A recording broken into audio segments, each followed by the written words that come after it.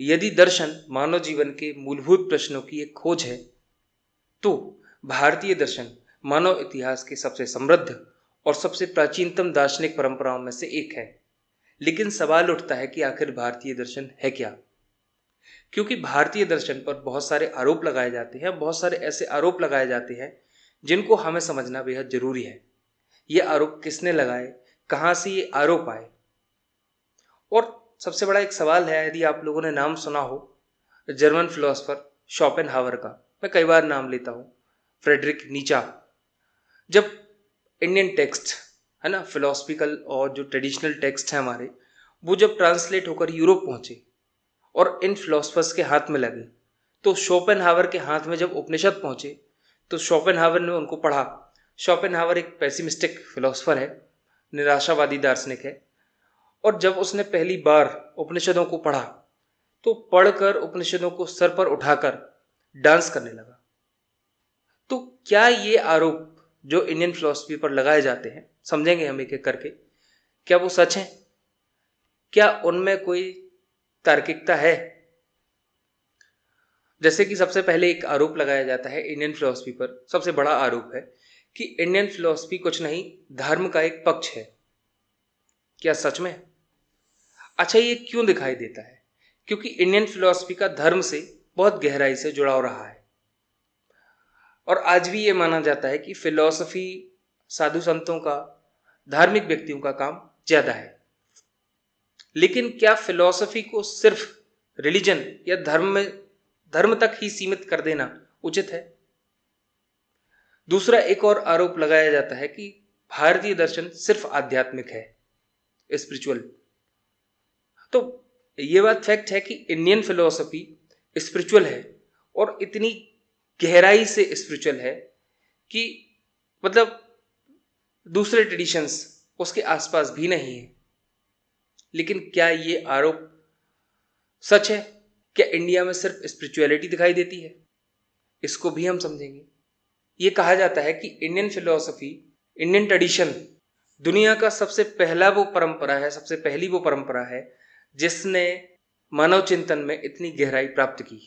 या हम कह सकते हैं कि भारत के वो लोग विश्व के पहले थे जिन्होंने इतनी गहराई से मानव जीवन को अध्ययन किया, मानव जीवन का अध्ययन किया। तीसरा सबसे बड़ा आरोप यह लगाया जाता है कि भारतीय दर्शन रूढ़िवादी है, स्टैग्नेंट है या स्थिर है, उसमें मॉडर्न थिंकिंग नहीं है। और ये बात कुछ हद तक सही भी है, लेकिन पूरी तरीके से सही नहीं है। इसके अलावा एक और आरोप लगाया जाता है कि भारतीय दर्शन में नीति शास्त्र या नैतिकता के लिए कोई स्थान नहीं है। अब इन सब आरोपों की शुरुआत कहाँ से हुई? इंडियन फिलॉसफी डेवलप कैसे हुई? क्यों हम ये कहते हैं, क्यों दुनिया ये मानती है कि भारतीय लोग ही पहले वो लोग थे जिन्होंने मानव जीवन के इतने गहरे अध्ययन में जाने का, इतने गहरे या इतने ऊंचे चिंतन में घुसने का प्रयास किया, इवन सफल भी हुए? तो सबसे पहले हमें यह समझना होगा कि आखिर इस फिलोसफिकल ट्रेडिशन के पीछे हिस्टोरिकल बैकग्राउंड क्या है। तो देखो, भारतीय दर्शन किसी एक व्यक्ति की रचना नहीं है। जैसे कि वेस्टर्न वर्ल्ड में यदि आप लोगों ने पढ़ा हो तो ठीक है, नहीं तो मैं पढ़ाऊंगा आगे। वेस्टर्न वर्ल्ड में यह माना जाता है कि थैलिस वो व्यक्ति है जिसने वेस्टर्न फिलोसफी की शुरुआत की। वेस्टर्न क्लासिकल फिलोसफी में हम प्री सोक्रेटिक फिलोसफर्स जब पढ़ते हैं तो वहां हमें थैलिस नाम का एक व्यक्ति दिखाई देता है, और ऐसा माना जाता है कि पहला वो व्यक्ति था थैलिस जिसने फिलोसफी की शुरुआत की। उसे फादर ऑफ वेस्टर्न फिलोसफी भी कहा जाता है। अब ऐसा क्यों कहा जाता है? क्योंकि वेस्टर्न वर्ल्ड में जो माइथोलॉजिकल चीजें चल रही थी या माइथोलॉजिकल थ्योरीज थी, उनसे बाहर निकालकर लॉजिकल और क्रिटिकल थिंकिंग का पहला प्रयास किया था थैलिस ने। थैलिस कहता था, उसके पहले यह माना जाता था कि सृष्टि का सृजन देवी देवताओं के द्वारा हुआ, बहुत सारी थ्योरीज थी, कभी हम लोग चर्चा करेंगे उस पर भी। तो थैलिस पहला वो व्यक्ति है जिसने ये कहा कि नहीं, ये दुनिया किसी ट्रांसीडेंटल यूनिट या अतीन्द्रिय सत्ता ने नहीं बनाई, बल्कि इस दुनिया का कॉज, मटेरियल कॉज है, जल। तो हमें दिखाई देगा सोक्रेटिस के पहले तक बहुत सारे ऐसे दार्शनिक हैं जो मटेरियलिस्टिक ट्रेडिशन से बिलोंग करते हैं। लेकिन जब हम दूसरी तरफ देखते हैं तो इंडिया में हमें किसी पर्टिकुलर व्यक्ति का नाम दिखाई नहीं देता कि किसी एक व्यक्ति ने फिलॉसफी की नींव रखी।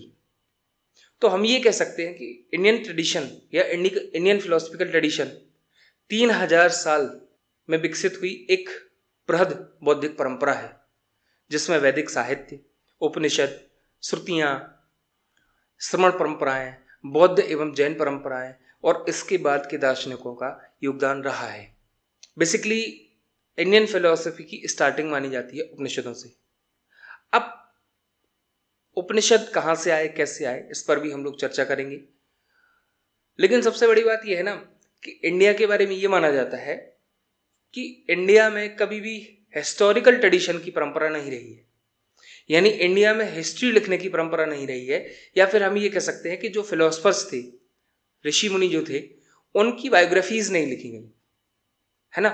जैसे वेस्टर्न वर्ल्ड में हमें जो ग्रीक फिलोसफी है उसके बारे में बहुत अच्छी इंफॉर्मेशन मिल जाती है, लेकिन इंडिया में किसी भी चिंतक के बारे में, उसकी बायोग्राफी के बारे में हमें कोई जानकारी नहीं मिलती। हमें उसकी एग्जैक्ट डेट भी नहीं मिलती। हम ये नहीं कह सकते कि जैसे थेलेस के बारे में एक डेट अप्रोक्सीमेटली मानी जाती है, लेकिन इंडिया में हम ये नहीं कह सकते कि ये डेट एग्जैक्टली इस दार्शनिक को या इस ऋषि मुनि को रिप्रेजेंट करती है। और ये ट्रेडिशन कब से कब तक चला? वैदिक लिटरेचर से लेकर, जिसको हम हिस्ट्री में वैदिक काल कहते हैं, वैदिक काल, उत्तर वैदिक काल, और ये ट्रेडिशन चलता है बुद्ध के आने तक। और बुद्धिज्म के बाद, यानी बुद्ध के आने के बाद हमें क्रोनोलॉजी दिखाई देती है इंडियन ट्रेडिशन में, हिस्टोरिकल क्रोनोलॉजी दिखाई देती है, यानी हिस्ट्री के बारे में बहुत अच्छी जानकारी मिलती है बुद्ध के बाद। और वैदिक और उत्तर वैदिक काल, महाजनपद काल, हिस्ट्री में ये कैटेगरीज हैं। वैदिक काल, इंडस वैली सिविलाइजेशन, वैदिक काल, उत्तर वैदिक काल और महाजनपद काल। ठीक, तो यहां तक आते आते हमें एक कोई ऐतिहासिक साक्ष्य नहीं मिलती, और हमें सिर्फ मिलता है विचार, हमें सिर्फ मिलता है चिंतन। हमें हर एक जो दार्शनिक है, जिसको हम दार्शनिक कहेंगे, ऋषि मुनि से थोड़ा सा कंफ्यूजन होती है, क्योंकि ऋषि मुनि के मामले में लोग धार्मिक गुरुओं को भी जोड़ लेते हैं। तो हम लोग यहाँ दार्शनिकों की चर्चा करेंगे। अच्छा, दार्शनिक गुरु और ऋषि मुनि, धार्मिक गुरु, इन दोनों में मर्ज कब हुआ, इन दोनों को एक साथ कब देखा जाने लगा? ये 8th सेंचुरी के बाद हुआ है, 8वीं शताब्दी के बाद ये सारी चीजें हुई हैं, समझेंगे हम लोग आगे। तो जो ट्रेडिशन है, जो हमारा इंडियन ट्रेडिशन है, उसमें हिस्ट्री या किसी फिलोसफर की, किसी चिंतक की बायोग्राफी से ज़्यादा, उसकी जीवनी से ज़्यादा हमें उसके विचारों की जानकारी मिलती है। और इसीलिए इंडियन फिलोसफी के बारे में ये नहीं कहा जा सकता कि पहले ये दर्शन आया, पहले वो दर्शन आया, लेकिन अधिकतर स्कॉलर ये बात मानते हैं कि सांख्य दर्शन जो है वो इंडियन ट्रेडिशन में सबसे प्राचीन दर्शन है। पर यहाँ एक सवाल उठता है कि इस तरीके का गहरा चिंतन, इस तरह की वैचारिक ऊंचाई भारत में ही क्यों डेवलप हुई? सबसे पहले भारत में क्यों डेवलप हुई? तो डॉक्टर राधाकृष्णन का मत है, बहुत सारे स्कॉलर्स का ये मानना है कि यहाँ की प्राकृतिक अवस्थिति है ना, भारत की जो नेचुरल सिचुएशन है, जो ज्योग्राफिकल सिचुएशन है, वो यहाँ के ट्रेडिशन के लिए सबसे ज़्यादा रिस्पॉन्सिबल है। और ये बात फैक्ट भी है। क्यों? समझते हैं हम आगे।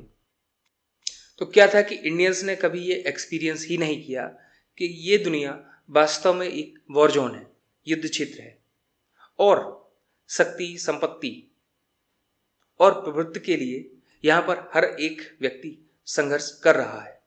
सबसे बड़ी बात यह है कि हमें जीवन की जो छोटी छोटी समस्याएं हैं उनको हल करने के लिए, प्राकृतिक शक्तियों को नियंत्रण में रखने के लिए और प्रकृति से अधिक लाभ कमाने के लिए कोई ऐसी आवश्यकता ही नहीं पड़ी। इसको आप लोग समझना, भारत की ज्योग्राफिकल सिचुएशन आज भी ऐसी है कि हमारी जो मूलभूत आवश्यकताएं हैं उसके लिए हमें बहुत ज़्यादा संघर्ष नहीं करना पड़ता है। अब आप लोग कहोगे कि ये तो कॉन्ट्रडिक्शंस है। आज इंडिया में जो सिचुएशन है उसके हिसाब से बहुत सारे लोग अपने एक दिन की, या हम कह सकते हैं एक टाइम की रोटी के लिए भी लड़ाई लड़ते हैं। तो वो यहाँ की ज्योग्राफिकल सिचुएशन की देन नहीं है, वो यहाँ की पॉलिटिकल सोशल सिचुएशन की देन है। वो यहाँ की यहाँ की ज्योग्राफी ऐसी है, आप देख लो ना, यहाँ पर आपको पर्याप्त मात्रा में जल उपलब्ध हो जाएगा। पानी एक ऐसी चीज है जो सरवाइव करने के लिए एक प्राइमरी एलिमेंट है। तो भारत में आप देखोगे कि बहुत सारी ऐसी नदियां हैं, मैक्सिमम ऐसी नदियां हैं जिनमें हमें 12 महीने ही पानी अवेलेबल होता है। अब उसमें गलती हमारी है कि हम उनको जाकर गंदा कर देते हैं और फिर 20 रुपए की मिनरल वाटर खरीदते फिरते हैं। ये हमारी गलती है, ये नेचर की गलती नहीं है। नेचर ने तो हमें वरदान दिया है कि आपके पास इतनी सारी नदियां हैं कि जिनमें शुद्ध पानी, जिनमें नेचुरल पानी आप लोगों को, हमको 12 महीने अवेलेबल होता है। कई ऐसी जगह हैं जहां पर पानी की स्कैर्सिटी है, वो भी मैनमेड है, नेचुरल डिजास्टर्स भी हैं, नो डाउट कि उसमें बहुत सारे प्राकृतिक कारण भी हैं, लेकिन कहीं ना कहीं इसमें मैनमेड कॉज, पॉपुलेशन और बहुत सारी पॉलिटिकल सोशल सिचुएशंस ऐसी हैं जिसने एक कॉज क्रिएट किए हैं। दूसरी चीज, जब हमें प्रकृति ने पर्याप्त मात्रा में चीज़ें उपलब्ध कराई हैं, है ना, नेचर ने बहुत सारी ऐसी चीज़ें उपलब्ध कराई हैं, तो हमें कभी ये नहीं लगा कि नेचर को कंट्रोल करना चाहिए या उससे ज़्यादा से ज़्यादा अपने लाभ के लिए, मॉडर्न टाइम की बात नहीं कर रहा हूँ, ज़्यादा से ज़्यादा अपने लाभ के लिए कुछ प्रकृति को एक्सप्लॉइट करना चाहिए, जो मॉडर्न टाइम में हो रहा है। तो हम कह सकते हैं कि कुल मिलाकर हमारे पास एक ऐसी सिचुएशन थी कि जब हम आसानी से चिंतन कर सकते थे, जब जीवन सुरक्षित हो, हमें मूलभूत आवश्यकताओं के लिए जूझना ना पड़े, हमारे पास प्राकृतिक संसाधनों की संपन्नता हो और सबसे बड़ी बात, क्रूर व्यवहारिक स्वार्थ जब ना हो, तो उच्चतर जीवन की तरफ, प्रोग्रेसिव थिंकिंग की तरफ बढ़ा जा सकता है, चिंतन की गहराइयों में उतरा जा सकता है। प्राकृतिक स्थिति की अनुकूलता और पदार्थों के गहरे रहस्यों के चिंतन के लिए बौद्धिक क्षेत्र उपलब्ध होने की वजह से भारतीय उस समस्या से बच गए जिसको प्लेटो ने एड्रेस किया है कि विवेक से घृणा, है ना। और मॉडर्न टाइम में सबसे ज़्यादा यही हो रहा है कि पूरा भारत विवेक से घृणा कर रहा है, करता हुआ दिखाई दे रहा है ना। मतलब मॉडर्निटी का ऐसा वाहियात नजरिया मुझे पूरे वर्ल्ड में कहीं दिखाई नहीं देता। मतलब क्या बोलूं, कैसे समझाऊं। हमने मॉडर्निटी को एब्जॉर्ब कर लिया है सिर्फ मटेरियलिस्टिक पर्सपेक्टिव से, जबकि मॉडर्निटी सबसे पहले विचारों में आती है। चाहे आप यूरोप देख लो, चाहे दुनिया का कोई भी इतिहास उठाकर देख लो, मॉडर्निटी की शुरुआत जो होती है वो थॉट से होती है, थिंकिंग से होती है। और हमने थिंकिंग को छोड़कर, मॉडर्न थिंकिंग को छोड़कर, मॉडर्न थॉट्स को छोड़कर मटेरियलिस्टिक मॉडर्निटी को अडॉप्ट कर लिया और हम सिर्फ और सिर्फ कंज्यूमर बनकर रह गए। अब आप सोचो ना कि इंडिया में डेमोक्रेसी की कोई वैल्यू ही नहीं है। डेमोक्रेसी की वैल्यू तो ठीक है, डेमोक्रेसी के बारे में अच्छे से लोगों को पता ही नहीं है। अब बहुत सारे लोग ये कहेंगे कि डेमोक्रेसी तो हमारे स्वभाव में है। आपके स्वभाव में डेमोक्रेसी है, आपकी परंपरा, कल्चर, जो मैंने अभी बताया ना, ज्योग्राफिकल लोकेशन, इसके कारण आपके स्वभाव में डेमोक्रेसी है। आप स्वभाव से लोकतांत्रिक हो, परस्पर आप पॉलिटिकल डेमोक्रेसी को नहीं समझ पाए हो, आप पॉलिटिकली डेमोक्रेटिक नहीं हो पाए हो। आप कभी वेस्टर्न यूरोप को समझकर तो देखो, डेमोक्रेसी इतनी बड़ी अचीवमेंट है, इतनी बड़ी अचीवमेंट है कि 500-700 साल, 1000 साल का हमें संघर्ष दिखाई देता है डेमोक्रेसी के लिए। और वो डेमोक्रेसी में डेमोक्रेटिक इंस्टीट्यूशंस को, डेमोक्रेटिक वैल्यूज को समझते हैं, उसको अडॉप्ट करते हैं, उसको जीते हैं। इंडिया में डेमोक्रेसी स्वभाव से है, लेकिन हम लोग पॉलिटिकली डेमोक्रेटिक नहीं हो पाए। ये बहुत बड़ा कंसर्न है। इसलिए आप डेमोक्रेसी की हालत देख लो इंडिया में, है ना। माकियावेली को चाणक्य बनाकर पेश किया जा रहा है। तो ये सारी कंसर्न्स हैं और इसीलिए इंडिया में एजुकेशन पर काम करना बेहद जरूरी है। और जब तक जनता का मुद्दा एजुकेशन नहीं बनता, तब तक एजुकेशन पर काम नहीं होगा। तो चलिए वापस आते हैं अपने टॉपिक पर और समझते हैं कि क्या इंडियन फिलोसफी रिलीजन का दूसरा एस्पेक्ट है। रिलीजन, देखो रिलीजन और धर्म में फ़र्क है, आगे मैं समझाऊंगा। तो पहला सवाल ये था कि धर्म और इंडियन फिलोसफी क्या एक ही है? क्या दोनों को एक ही फ्रेम में फिट किया जा सकता है? नहीं। देखो सबसे बड़ी बात यह है कि ये जो थॉट है ये डेवलप हुआ 18वीं 19वीं शताब्दी में, जब यूरोपियंस ने, पर्टिकुलरली ब्रिटिशर्स ने, आप लोगों को जानकारी हो तो जब बैटल ऑफ बक्सर हुई 1764 में, उसके बाद संधि होती है और बंगाल, बिहार और उड़ीसा के दीवानी राइट्स कंपनी को मिलते हैं और कंपनी के सामने सिचुएशन इमर्ज होकर आती है, एक प्रॉब्लम इमर्ज होकर आती है कि इंडिया को गवर्न करना है तो इंडिया के बारे में जानना जरूरी है। तो उनके सामने सबसे बड़ी प्रॉब्लम ये आती है कि आखिर इंडिया को गवर्न कैसे किया जाए, क्योंकि वेस्टर्न वर्ल्ड के रूल्स और इंडिया के रूल्स बहुत अलग थे। तो उन्होंने क्या किया, जो यहाँ के ट्रेडिशनल स्क्रिप्चर्स हैं उनको ट्रांसलेट करना स्टार्ट किया और धीरे धीरे कहानी आगे बढ़ती है। हम लोग इंडिया की जब कभी हिस्ट्री पढ़ेंगे तो उसमें समझेंगे। तो होता ये है कि बहुत सारे स्क्रिप्चर्स ट्रांसलेट होते हैं और ब्रिटिश के जो राइटर्स हैं, जो इंटेलेक्चुअल्स हैं, उनको इंडियन फिलोसफी, इंडियन ट्रेडिशन के बारे में जानकारी होती है और वे इसको कैलकुलेट कर लेते हैं, इंडियन फिलोसफी और इंडियन रिलीजन को एक ही फ्रेम में फिट करने का प्रयास करते हैं। वास्तव में ऐसा है नहीं, दोनों स्ट्रीम्स में बहुत फर्क है, बहुत ज़्यादा फर्क है। दोनों एक दूसरे से जुड़े हुए हैं, लेकिन उनमें फ़र्क बहुत ज़्यादा है, बहुत गहरा फ़र्क है। तो इंडियन फिलोसफी को रिलीजियस थॉट्स कह देना ओवर सिंप्लीफिकेशन होगा इंडियन फिलोसफी का। तो इन दोनों में फ़र्क क्या है और इन दोनों में रिलेशन क्या है, ये हमें समझना होगा सबसे पहले। तो सबसे पहले हमें यहाँ रिलीजन को समझना होगा। धर्म। तो धर्म क्या है? तो सीरियसली बताऊं, धर्म का कोई एक्सप्लेनेशन नहीं है, धर्म की कोई ऐसी कॉन्क्रीट डेफिनेशन नहीं है जिस पर सभी स्कॉलर या सभी धार्मिक लोग सहमत हो सकें। लेकिन कुछ एलिमेंट्स हैं जो हमें हर एक ऑर्गेनाइज्ड रिलीजन में दिखाई देते हैं, जैसे कि उपासना पद्धति, उपासना स्थल, एक अतीन्द्रिय सत्ता के प्रति पूर्ण समर्पण, पवित्र ग्रंथ, अनुष्ठान और सबसे जो प्राइमरी एलिमेंट है धर्म का वो है आस्था। और ये सारे दुनिया के सभी ऑर्गेनाइज्ड रिलीजन में हमें दिखाई देते हैं, चाहे वो ईसाई हो, चाहे वो मुस्लिम हो, चाहे वो हिंदू हो, जो भी धर्म आप लोगों की नज़र में सामने आते हैं वो सारे इन्हीं एलिमेंट्स, ये सारे एलिमेंट्स हमें उन धर्मों में दिखाई देते हैं। लेकिन जब हम इंडियन कंटेक्स्ट की बात करते हैं तो क्या यही रिलीजन है? नहीं। तो क्या है?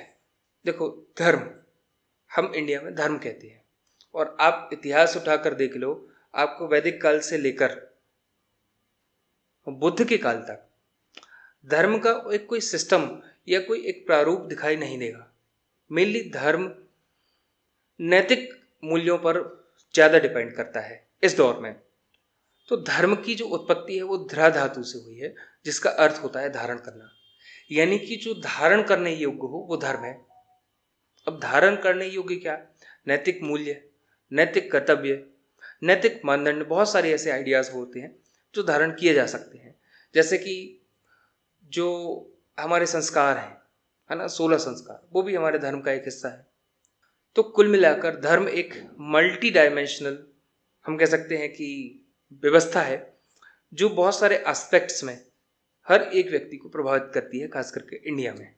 अब यहाँ पर एक टर्म यूज होती है इंग्लिश में, रिलीजन। तो रिलीजन कर्तव्य को बिलोंग करता है और इंडिया में धारण करने योग्य चीज़ जो होती है, धारण करने योग्य जो थिंकिंग होती है, धारण करने योग्य जो थॉट्स होते हैं, उनको धर्म कहा जाता है। और यहीं वेस्टर्न वर्ल्ड में फ़र्क है, रिलीजन को कर्तव्य है। तो डॉक्टर राधाकृष्णन का कहना है कि धर्म का लक्ष्य मनुष्य का निर्माण करने वाली समस्त शक्तियों में समन्वय लाना है और उन शक्तियों को कुछ इस तरीके से प्रेरित करना है कि मानव के जीवन को, मानव के अंतःकरण को शुद्ध कर सके और इसके कर्म को निर्दोष कर सके। देखो, स्कॉलर्स की डेफिनेशन यही होती है ना, मतलब 2-4 बार देखोगे तो आपको उसका मूल भाव समझ में आएगा। सिंपली यदि समझें तो धर्म का लक्ष्य इंडिया में धर्म का लक्ष्य ये है कि एक व्यक्ति के जीवन को सार्थक तरीके से जीने के लिए कुछ व्यवस्थाएं, कुछ नियमों का निर्माण करना है, कुछ नैतिक प्रावधानों का निर्माण करना है, ताकि उसका जीवन इजी हो सके, उसका सामाजिक जीवन सार्थक हो सके। और उसका अंतिम लक्ष्य है, इंडियन फिलॉसफी में, इंडियन थिंकिंग में, इंडियन परंपरा में, जीवन का लक्ष्य, व्यक्ति के जीवन का लक्ष्य होता है मोक्ष की प्राप्ति, है ना। मोक्ष यानी कर्म बंधन से मुक्ति। तो उसी की तरफ प्रेरित करना धर्म का लक्ष्य है। धर्म लक्ष्य नहीं है। इंडिया में कहीं पर भी धर्म लक्ष्य नहीं है। धर्म एक साधन है और साध्य है मोक्ष की प्राप्ति। तो उस प्राप्ति के लिए साधन इस तरीके का हो कि आपका साध्य अच्छे से अचीव हो जाए। और वर्तमान में क्या हो रहा है, धर्म को साधन बना दिया, धर्म को साध्य बना दिया है ना। अब क्यों, कैसे, इस पर कभी चर्चा होगी। धर्म से जुड़ा हुआ जो दर्शन है, यानी धर्म दर्शन, उस पर भी हम लोग कभी विस्तार से चर्चा करेंगे। बहुत अच्छा टॉपिक है और उसके लिए किताब भी मैं रिकमेंड करूंगा। बहुत शानदार किताब है, बहुत दमदार। तो अब हमें यह समझना है कि धर्म और दर्शन में रिलेशनशिप क्या है। तो वास्तविक रिलेशन ये है कि जो धर्म है, इंडिया में जो बहुत सारे जो भी धर्म है, उनकी जो तार्किक प्रापेक्षा है ना, वो दर्शन है। यानी कि भारतीय धर्मों की जो वैचारिक संरचना है, वो कहीं ना कहीं फिलॉसफी से डेवलप होती है। चाहे आप बुद्धिज्म उठा लो, चाहे आप जैनिज्म उठा लो, चाहे आप जो वैदिक धर्म है उनको ही आप देख लो। इन धर्मों की तार्किक संरचना, वैचारिक संरचना आपको दर्शन में मिलेगी। तो दर्शन का लक्ष्य होता है कि धार्मिक मान्यताओं को प्रश्न के रूप में देखना, उनका तार्किक विश्लेषण करना और उन्हें सार्थक रूप से समझना। जैसे कि धर्म कहता है कि आत्मा है ना, ईश्वर है। दर्शन पूछता है कि आत्मा है तो उसका स्वरूप क्या है, वो कैसी है, उस तक पहुंचने का, उसको पहचानने का साधन क्या है। ईश्वर है तो उसका स्वरूप कैसा है, क्या वो सगुण है, निर्गुण है, कहाँ है, कौन सी दुनिया में है, किस तरीके से उसने सृष्टि का निर्माण किया। तो भारतीय दर्शन जब आप पढ़ोगे ना, तो आपको कभी भी ईश्वर और फिलॉसफी के बीच में, फिलॉसफी और गॉड के बीच में कॉन्ट्रडिक्शन दिखाई नहीं देगा। क्योंकि भारत में ही वो पहला प्रयास हुआ है जब हमने गॉड को हटाकर इस दुनिया को समझने का प्रयास किया है। क्या ऐसा हो सकता है कि गॉड के बिना भी इस दुनिया को समझा जाए? तो ये सांख्य दर्शन हमें समझाता है। सांख्य दर्शन द्वैतवादी दर्शन है, समझेंगे हम लोग। वास्तव में दर्शन का उद्देश्य सैद्धांतिक है और धर्म का उद्देश्य व्यवहारिक है। यानी कि हम कह सकते हैं कि दर्शन उन मूलभूत प्रश्नों का धर्म उन मूलभूत प्रश्नों का आसान जवाब देता है जो ह्यूमन एग्जिस्टेंस से जुड़े हुए हैं, मानव के अस्तित्व से जुड़े हुए हैं। जैसे कि क्या पुनर्जन्म होता है, इस सृष्टि का निर्माण किसने किया, आत्मा होती है। ये सारे सवाल जो हैं, ये इंसान की जिज्ञासा का परिणाम है और इसका उत्तर धर्म देता है आसान तरीके से। जैसे कि सृष्टि किसने बनाई, तो साधारण बुद्धि का या साधारण मनुष्य के लिए यह उत्तर काफी होता है कि इस सृष्टि का निर्माण ईश्वर ने किया। लेकिन दर्शन इसको लॉजिकली वेरीफाई करता है ना। तो हम कह सकते हैं कि दर्शन जीवन, जगत, आत्मा, ईश्वर आदि मूल प्रश्नों पर एक तर्कपूर्ण और व्यवस्थित चिंतन है। हम ये कह सकते हैं कि धर्म केवल धार्मिक अनुभूतियों तक सीमित रहता है, लेकिन दर्शन उन धार्मिक अनुभूतियों की तार्किक परीक्षा करता है और उनकी व्यवस्थित व्याख्या करने का प्रयास करता है। तो क्या ऐसा माना जा सकता है कि दर्शन, भारतीय दर्शन और धर्म एक ही है? यदि ऐसा होता तो भारतीय दर्शन में हमें इतने सारे विचार अलग अलग मतों के साथ अलग अलग तरीके से आगे बढ़ते हुए नहीं दिखाई देते। चार्वाक, विशुद्ध भौतिकवादी दर्शन भारतीय दर्शन का हिस्सा है। जिसका धर्म से लेना देना ही नहीं। बौद्ध दर्शन, जैन दर्शन बौद्ध आत्मा को ही नहीं मानता, जैन दर्शन ईश्वर को नहीं मानता, सांख्य दर्शन ईश्वर को नहीं मानता। तो भारतीय दर्शन धर्म नहीं है। हाँ, ये बात सच है कि धर्म भारतीय दर्शन की एक अभिव्यक्ति हो सकता है, लेकिन भारतीय दर्शन एक विशाल, समृद्ध और गंभीर चिंतन की बौद्धिक परंपरा है। इसे धर्म समझ लेना वैसा ही है जैसे भौतिक शास्त्र को पूरा विज्ञान समझ लेना। तो भारतीय दर्शन पर यह आरोप कि भारतीय दर्शन धार्मिक ही है, यह बहुत गलत है, क्योंकि भारतीय दर्शन धार्मिक परंपराओं की तार्किक समीक्षा करता है। और सबसे बड़ी बात यह है कि भारतीय धर्म की वैचारिक गहराई भारतीय दर्शन के विचार विमर्श से ही विकसित हुई है। दूसरा एक और आरोप यह लगाया जाता है कि इंडियन फिलॉसफी हिंदुइज्म है। तो ये आरोप भी निरर्थक है, इस आरोप में दम नहीं है ना। क्यों? क्योंकि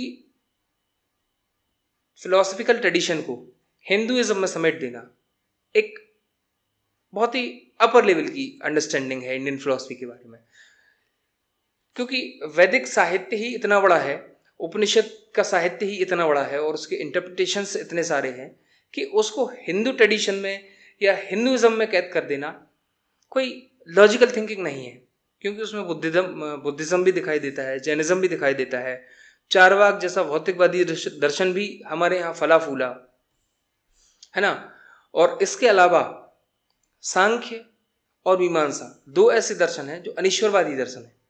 तो इसे हम हिंदुइज्म में या हिंदू फिलॉसफी के रूप में फ्रेम नहीं कर सकते। ये बात आप लोग याद रखना। एक और सबसे बड़ा आरोप है कि इंडियन फिलॉसफी विशुद्ध आध्यात्मिक है।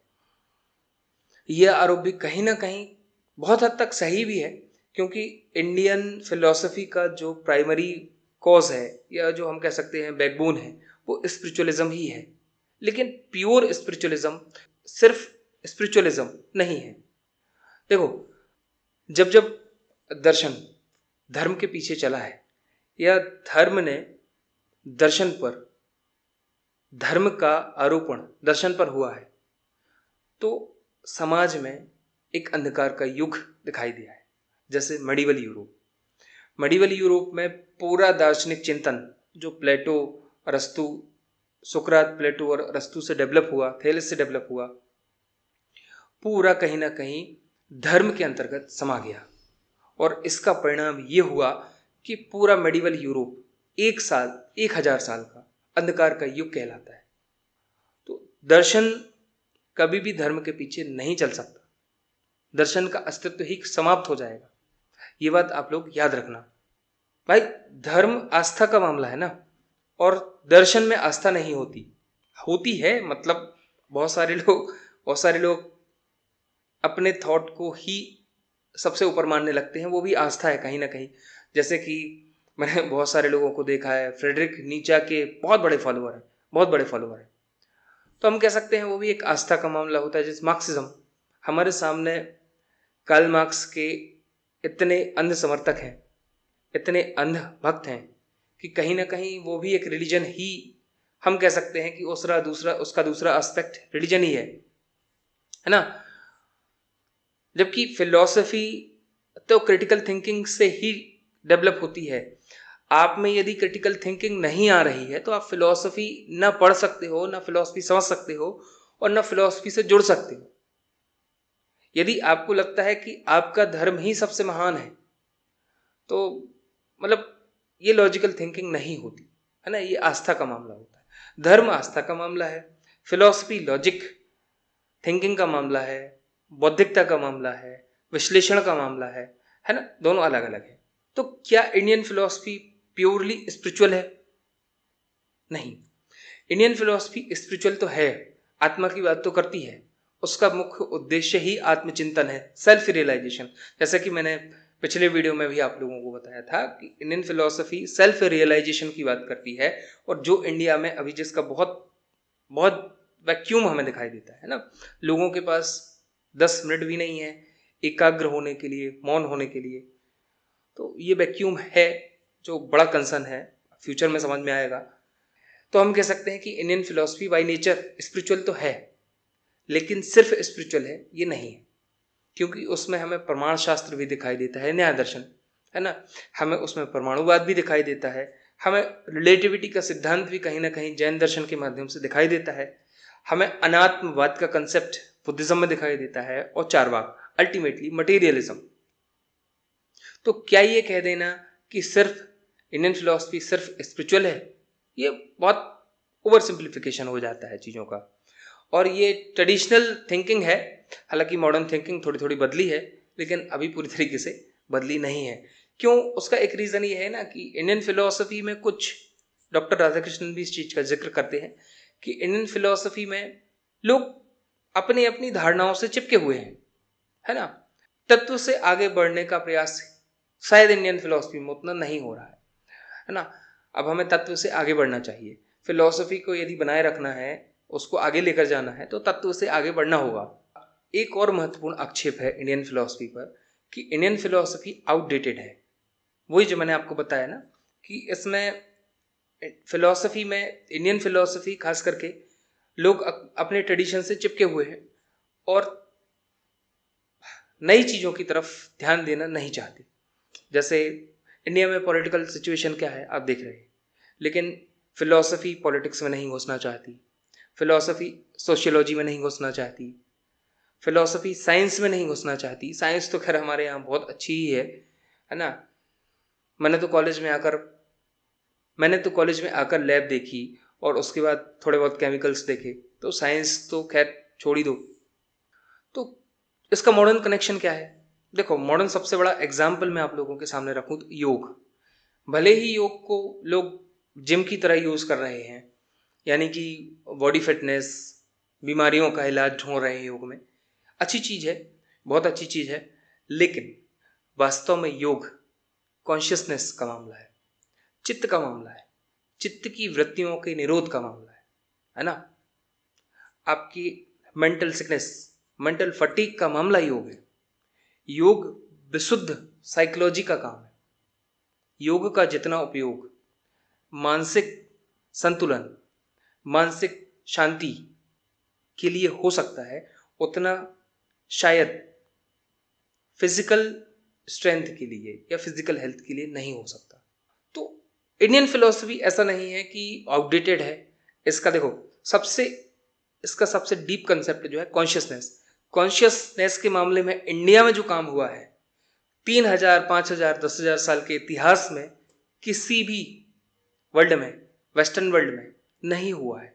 किसी भी फिलोसफर ने इतना गहरा काम कॉन्शियसनेस के मामले में नहीं किया है जितना इंडियन फिलॉसफी में हुआ है। यदि आप लोग कॉन्शियसनेस के बारे में पढ़ना चाहें तो आप लोग मांडूक्य की उपनिषद पढ़ सकते हैं, है ना, रखा होगा मेरे पास ऊपर। मांडूक्य की उपनिषद पढ़ सकते हैं आप लोग, द लाइफ डिवाइन पढ़ सकते हैं। कॉन्शियसनेस के लिए, कॉन्शियसनेस पर साइंस प्रयोग कर रही है, और उन्होंने न्यूरोसाइंस ने एक थ्योरी दी है, मतलब वो अभी हम नहीं कह सकते कि वो बहुत प्रमाणिक है या कॉन्शियसनेस का पता चल ही गया है ना, लेकिन इंडियन फिलॉसफी जितना डीप तरीके से कॉन्शियसनेस को एनालाइज करती है, दूसरा कोई फिलॉसफर वहां तक नहीं पहुंच सका। सेल्फ की बात करती है इंडियन फिलॉसफी, सेल्फ की बात करती है, जो कि कॉग्निटिव साइंस में एक बड़ा टॉपिक है। इंडियन फिलॉसफी एथिक्स की बात करती है, और मॉडर्न टाइम में हम देख रहे हैं, खैर क्या इंडियन फिलॉसफी एथिक्स पर बात नहीं करती? बिल्कुल करती है। वेस्टर्न वर्ल्ड का आरोप है कि नीति शास्त्र की कमी है। क्या है, इंडियन फिलॉसफी में नीति शास्त्र पर उतना गहन चिंतन नहीं हुआ है, लेकिन इंडियन फिलॉसफी का पूरा आउटकम एथिक्स पर ही है। मतलब, है ना, जो अभी हम चर्चा कर रहे थे ना कि जीवन कैसा हो, है ना, जो धर्म का काम है, जो धर्म मैंने बताया ना, धर्म इंडियन फिलॉसफी की जो वैचारिक, भारतीय धर्मों की जो वैचारिक संरचना है वो इंडियन फिलॉसफी पर ही बेस्ड है।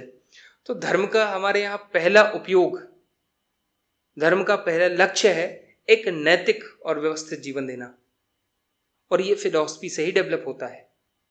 हम कह सकते हैं कि इंडियन फिलॉसफी का जो आउटकम है वो वास्तव में एथिकल ही है। कुछ और दूसरी चीजें हैं, जैसे अटेंशन की बात होती है तो इंडियन फिलॉसफी एकाग्रता की बात करता है। जैसे हैप्पीनेस की बात होती है तो इंडियन फिलॉसफी भी हैप्पीनेस की बात करता है ना, परम आनंद, ब्लिस। इनफैक्ट मेरा मानना ये है कि मॉडर्न इंडिया में फिलॉसफी की इतनी ज़रूरत है जो शायद इतिहास में नहीं रही हो, क्योंकि मैकेनिकल मॉडर्निटी इतनी हावी हो चुकी है लोगों पर कि उन्हें सेल्फ है ही नहीं।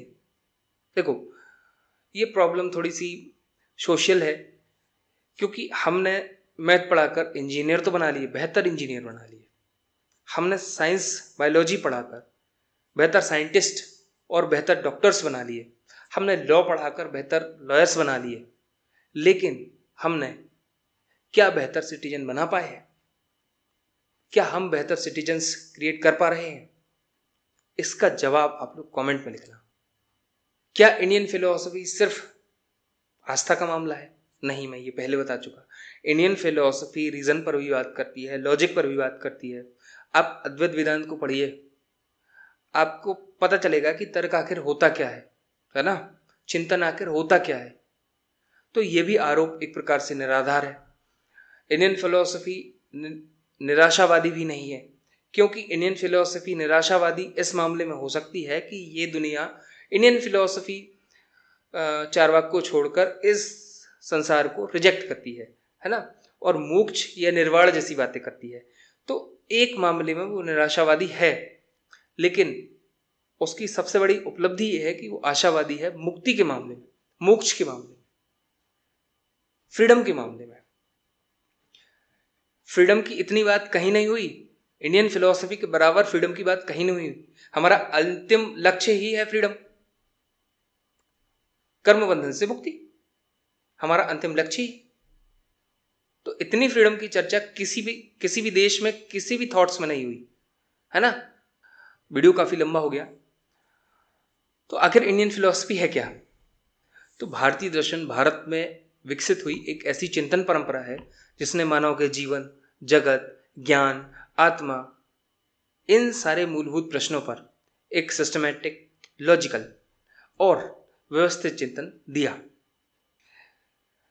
यहां एक और चीज मैं आप लोगों को बताना चाहता हूं कि इंडियन और वेस्टर्न फिलोसफी में फर्क है। देखो, इंडिया में हम दर्शन कहते हैं और दर्शन का अर्थ होता है देखना, और यहां पर उसका अर्थ है तत्व साक्षात्कार। जबकि वेस्टर्न वर्ल्ड में फिलॉस प्लस सोफिया यानी ज्ञान के प्रति अनुराग। तो दोनों में फर्क है। लव फॉर विजडम, वहां पर ज्ञान प्रधान है, हमारे यहां पर मुक्ति प्रधान है, मोक्ष प्रधान है। भारतीय दर्शन वास्तव में प्रैक्टिकल है और एक्सपीरियंस बेस्ड है ना, अनुभव परक। आप लोगों ने सुना होगा ना आरण्यक, तो आरण्यक के बाद ही उपनिषद डेवलप हुए। यानी कि जो उस दौर के दार्शनिक थे, चिंतक थे, वो वनों में जाते थे, ऑब्जर्व करते थे, नेचर को ऑब्जर्व करते थे, और उसके बाद जो ज्ञान था उन्होंने उसका संकलन किया। जबकि वेस्टर्न फिलोसफी बेसिकली स्पेकुलेटिव है ना, ये थियोटिकल ज्यादा है।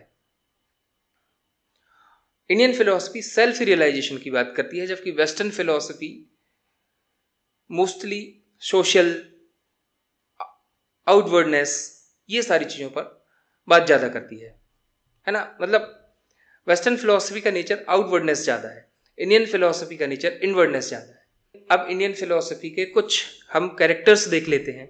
सबसे पहला कैरेक्टर है प्रैक्टिकल ओरिएंटेशन, मोक्ष की बात होती है, कर्म की एक्सेप्टेंस है, रीबर्थ का कंसेप्ट है, रीबर्थ में बिलीव करते हैं चारवाक को छोड़कर। इग्नोरेंस को सबसे बड़ा रीजन माना जाता है बॉन्डेज का।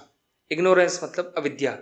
तो अविद्या की हर एक फिलॉसफी ने बहुत अच्छी गहराई से व्याख्या की है। शंकराचार्य में उसका अविद्या का हमें परम स्वरूप मिलता है, अविद्या क्या है ना। देखो, अद्वैत वेदांत ऐसा माना जाता है कि ह्यूमन थिंकिंग की सबसे लास्ट स्टेज है। हम चर्चा करेंगे उस पर भी। लिबरेशन, नॉलेज ऑफ लिबरेशन, यानी मुक्ति का ज्ञान, मुक्त कैसे होते हैं।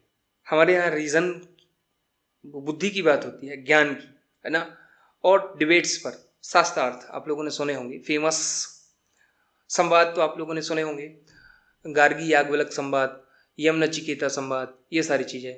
आप लोगों ने मंडन मिश्र और शंकराचार्य के बीच में शास्त्रार्थ सुना होगा। तो ये एक समृद्ध परंपरा रही है और वेस्टर्न वर्ल्ड में इसे हम डायलेक्टिक कहते हैं। सुकरात के पहले भी इस पद्धति का यूज हुआ है। सुकरात ने अपनी फिलॉसफी के क्वेश्चन को डेवलप करने के लिए इस पद्धति का यूज किया था, है ना, वाद विवाद और संवाद। अब सबसे बड़ा सवाल ये आता है कि इंडियन फिलॉसफी की ब्रांचेस कौन कौन सी हैं। तो इंडियन फिलॉसफी में आस्तिक और नास्तिक दर्शन का कंसेप्ट है, ईश्वरवादी और अनीश्वरवादी का कंसेप्ट है। ये आप लोगों ने सुना होगा, बहुत अच्छे से सुना होगा, क्योंकि जनरली इंडियन फिलॉसफी की स्टार्टिंग यहीं से होती है। मेरा पर्पस वो नहीं है, मैं थोड़ा अलग तरीके से पढ़ाता हूँ, ये आप लोगों को समझ में आ जाएगा धीरे धीरे। और ऐसा नहीं है कि एफर्ट नहीं है, ये मतलब रिसर्च करके समझाना, फिर इजी तरीके से उसको डिलीवर करना काफ़ी टास्किंग होता है। तो आप लोगों से मतलब उम्मीद होगी कि चैनल को सपोर्ट करोगे, लाइक करोगे, सब्सक्राइब करोगे, लोगों तक शेयर करोगे। नॉलेज तो स्प्रेड होना चाहिए ना। मिस इन्फॉर्मेशन जैसे व्हाट्सएप यूनिवर्सिटी पे, इंस्टाग्राम पे, फेसबुक पे मिस इन्फॉर्मेशन स्प्रेड होती है। तो नॉलेज यदि स्प्रेड होगा तो इससे किसी का नुकसान तो नहीं होगा, है ना। तो आस्तिक और नास्तिक, अच्छा, इसका मैंने एक शॉर्ट वीडियो भी डाला था एथिज्म और अनीश्वरवाद वाली वीडियो में, और वो डाला था मैंने इंस्टाग्राम पर। तो इंस्टाग्राम पर अजीब अजीब तरीके के कमेंट आए। अब मैं यहाँ पर जिक्र नहीं करूँगा, पिछले वीडियो में कर चुका हूँ जिक्र। तो अनीश्वरवादी दर्शन, ईश्वरवादी दर्शन, नास्तिक और आस्तिक। देखो, आस्तिक दर्शन वो है जो वेदों की सत्ता को मानते हैं, और उसमें 6 आते हैं जिसको हम षड दर्शन कहते हैं, है ना। प्राचीन षड दर्शन, सांख्य, योग, न्याय, वैशेषिक, मीमांसा और वेदांत, है ना। फिर से सुन लो, जो वेदों की सत्ता को मानते हैं वो जो वेदों की सत्ता को मानते हैं वो आस्तिक दर्शन कहलाते हैं। वो 6 हैं, सांख्य, योग, न्याय, वैशेषिक, मीमांसा और वेदांत। जो वेदों की सत्ता को नहीं मानते, जो वेदों को रिजेक्ट करते हैं, उनमें 3 आते हैं, चारवाक, बुद्धिज्म और जैनिज्म। ये बेसिकली 9 स्कूल ऑफ थॉट्स हैं इंडिया में। इसमें अनीश्वरवाद और ईश्वरवाद का कंसेप्ट क्या है मैं यहाँ पर बता देता हूँ। ईश्वरवादी दर्शन में कौन कौन से हैं? योग है, न्याय है, वैशेषिक है और वेदांत है। अनीश्वरवादी दर्शन में कौन कौन से हैं? 3 तो हैं ही, चारवाक, जैन, बुद्ध। चारवाक दर्शन, जैन दर्शन, बुद्धिज्म, और इसके अलावा सांख्य और मीमांसा। ये 2 दर्शन ऐसे हैं जो वेदों की सत्ता को एक्सेप्ट तो करते हैं लेकिन ये ईश्वर को नहीं मानते। और सांख्य दर्शन जब मैं आपको पढ़ाऊंगा तो आपको समझ में आ जाएगा कि उसने सृष्टि की व्याख्या कैसे की है, ईश्वर को परे रख कर। बहुत लॉजिकल है, समझेंगे हम लोग। अब एक और चीज मैं यहाँ पर आप लोगों को समझाना चाहता हूँ कि फिलॉसफी में हम वास्तव में पढ़ते क्या क्या हैं। तो फिलॉसफी में सबसे पहले हम पढ़ते हैं मेटाफिजिक्स, इसको हम ऑन्टोलॉजी भी कहते हैं, यानी तत्व मीमांसा या सत्ता मीमांसा। इसके बाद आती है ज्ञान मीमांसा, इसके बाद आता है लॉजिक, इसके बाद आता है थियोलॉजी यानी ईश्वर मीमांसा, कॉस्मोलॉजी भी आती है, लॉजिक भी आता है, और एक्सियोलॉजी। एक्सियोलॉजी की 2 ब्रांच, नीति शास्त्र और सौंदर्य शास्त्र, यानी एथिक्स और एस्थेटिक्स। तो ये फिलॉसफी की ब्रांचेस हैं। नेक्स्ट वीडियो में हम मेटाफिजिक्स को समझेंगे, और मेटाफिजिक्स को ऐसे समझेंगे कि ये मेटाफिजिक्स ऐसे समझेंगे कि हमें फिलॉसफी की बेसिक ब्रांच क्यों उसकी स्टडी करते हैं, ये सारी चीज़ें समझ में आ जाए। और बस बाकी आप लोग वीडियो देखेंगे तो समझ में आ जाएगा कि किस तरीके से मैंने समझाया है। तो मिलते हैं नेक्स्ट वीडियो में। आज के लिए इतना ही। Thank you. वीडियो को लाइक करें, शेयर करें और चैनल को सब्सक्राइब करें।